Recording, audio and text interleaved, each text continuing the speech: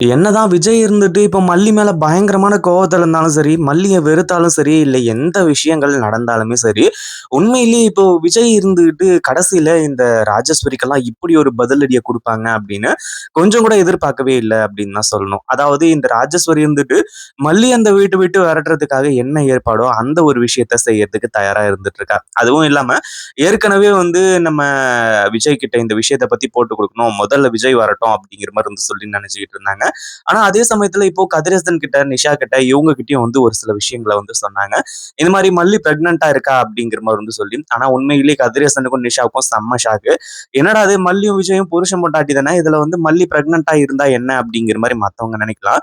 ஆனா இந்த கதிரேசன், நிஷா இவங்கள பொறுத்தளவுக்கு வெண்பா தன்னோட பேத்தி இல்லையா? தன்னோட பேத்தி வந்து எந்த கஷ்டமும் படக்கூடாது. தன்னோட பேத்திக்கு எந்த ஒரு ஆபத்தும் வரக்கூடாது அப்படிங்கிற மாரி தான் நெனச்சுக்கிட்டு இருக்காங்க. அதுலயும் இந்த ராஜேஸ்வரி வந்துட்டு இந்த மல்லி இப்போ பிரெக்னன்ட்டா இருக்கா. அதனால தான் வந்து வெண்பாவ தொலைச்சது அப்படிங்கிற மாரி ஒரு விஷயத்தையும் வந்து சொல்றாங்க. இந்த ஒரு விஷயம் வந்து உண்மையிலேயே ஏத்துக்க முடியாத ஒரு விஷயம் அப்படின்னே சொல்லலாம். அடுத்தடுத்து என்ன பண்றது? ஏது பண்றது? அப்படின்னு சொல்லிட்டு நம்ம அதாவது இங்க நம்ம மல்லிய வந்து வீட்ட விட்டு தொரத்துறதுக்காக இந்த மாரி ஏற்பாட பண்ண ஆரம்பிச்சுட்டாங்க. இப்போ விஜயும் வந்து ஹாஸ்பிட்டல்ல இருந்து வீட்டுக்கு டிஸ்சார்ஜ் ஆயி வந்துடுறாங்க. அதாவது தீபன், அடுத்ததா வந்து நம்ம விஜயோட ஃப்ரெண்டு இவங்க எல்லாருமே வந்து டிஸ்சார்ஜ் பண்ணி கூட்டிட்டு வராங்க. முன்னாடியே நம்ம விஜய்க்கு இப்போ ஒரு மிகப்பெரிய நம்பிக்கையா இருக்கிறது என்ன அப்படின்னா, தீபிகா மேடம் இதுல இன்வால்வ் ஆயிருக்காங்க.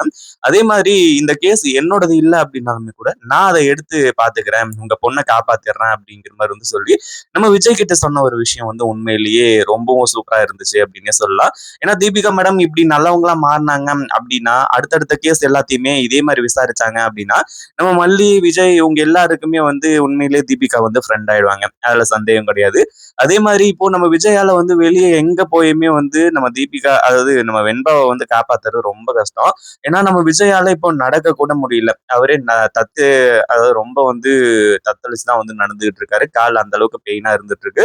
ஏன்னா கால் வந்து ரொம்ப அடிபட்டு இப்போ கட்டுலாம் கட்டிட்டு வந்திருக்காங்க. அப்படி இருக்கும்போது இப்போ நம்ம தீபிகாவ வச்சு தான் வந்து இப்போ அடுத்த நகர்வு வந்து போய்கிட்டு இருக்கு.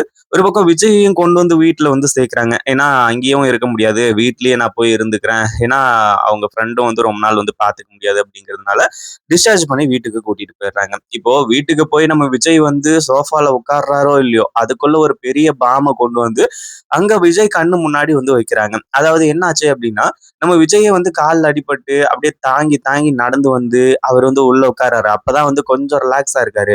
இதுல வந்து இன்னும் எரியிற நெருப்புல வந்து எண்ணெய ஊத்தலாம் அப்படிங்கிற மாரி வந்து சொல்லுவாங்க இல்லையா? அந்த ஒரு விஷயத்த இப்போ சிறப்பா இந்த ராஜேஸ்வரி வந்து செய்றா.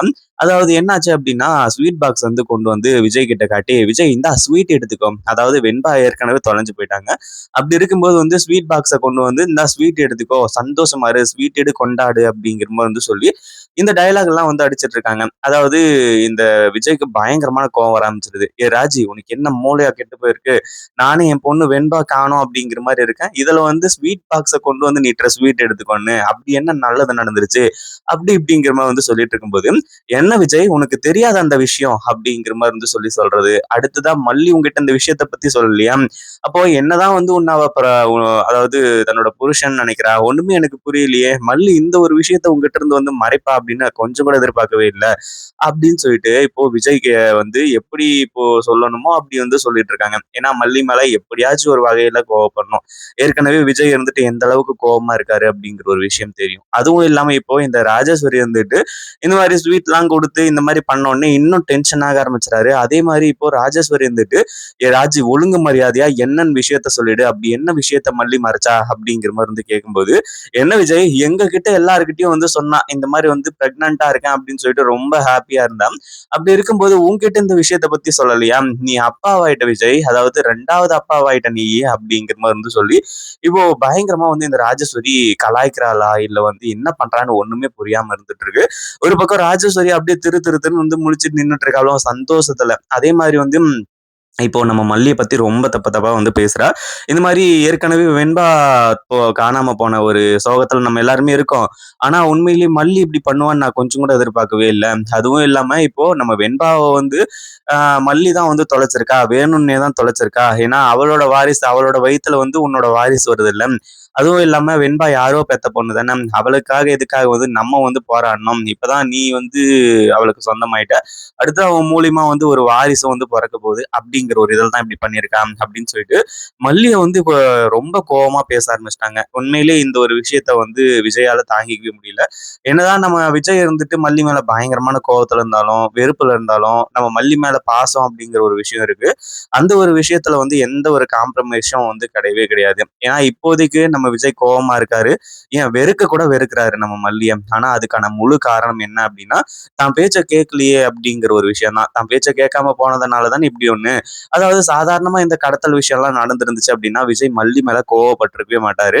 கண்டிப்பா விஜய் வந்து மல்லிக்கு சாதகமாவும், மல்லி வந்து விஜய்க்கு சாதகமாவும் இப்படிதான் இருந்திருப்பாங்க. ஆனா இதுல பெரிய போராட்டமா இருக்கிறதே இந்த ஒரு விஷயம் தான். கண்டிப்பா இந்த விஷயத்த வந்து யாராலயுமே ஏத்துக்கவே முடியாது. அதுலயும் முக்கியமா இப்போ விஜய் பயங்கர கோவத்தோட எவ்ளோ தைரியம் இருந்தா என் பொண்டாட்டிய பத்தி நீ இப்படி சொல்லியிருப்ப. என் மல்லிய பத்தி எனக்கு நல்லாவே தெரியும் அப்படிங்கிற மாரி வந்து சொல்லி, இந்த ராஜேஸ்வரிய கழுத்த புடிச்சு நெர்ரிக்க ஆரம்பிச்சுறாங்க. ஒரு பக்கம் ராஜேஸ்வரிக்கு என்ன பண்றது? ஏது பண்றதுன்னு ஒண்ணுமே புரியல. ஐயோ! விஜய் என்ன விட்டுரு விஜய். நான் வந்து தப்பு பண்ணிட்டேன். நான் இப்ப ஏதோ பொய்ய சொல்லிட்டேன். மல்லி உண்மையிலேயே நல்லவ தான். அப்படின்ற மாரி வந்து சொல்லி, ராஜேஸ்வரி பயங்கரமா கதறி அழுறாங்க. ராஜேஸ்வரிக்கு என்ன பண்றது? ஏது பண்றதுன்னு ஒண்ணுமே புரியல. ஏன்னா விஜயோட கோவம் அவ்ளோ. அதுவும் இல்லாம விஜய் வந்து இவ்ளோ நடந்துமே எப்படி வந்து மல்லி மேல அவ்ளோ பாசம் வச்சிருக்கான்? அப்படிங்கிற மாரி வந்து சொல்லி இவங்க எல்லாருக்குமே மிகப்பெரிய அதிர்ச்சியா இருக்கு. இத பத்தி நீங்க என்ன நினைக்கிறீங்க? அந்த வீடியோ புடிச்சிருந்தா லைக் பண்ணுங்க, ஷேர் பண்ணுங்க.